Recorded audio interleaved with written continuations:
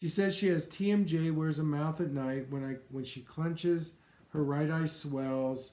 Okay, so she's got a lot of secondary issues here. Kids who get braces, adults who get mouth guards and mouth braces, how it locks down the cranial rhythm in the brain.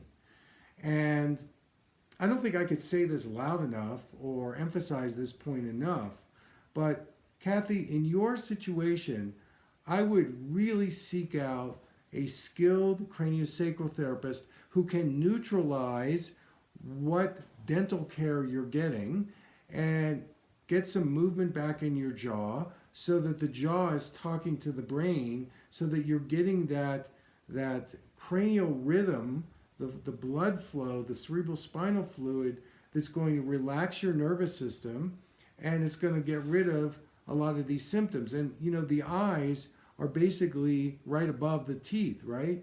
In anatomy. So those cranial nerves get really affected when you start using these, devices that you're trying to stabilize the mouth, the teeth, whatever you're doing. You must get regular craniosacral therapy. If you like this video, hit the subscribe button and turn on your notifications. Please send your comments to me. I'd love to hear from you.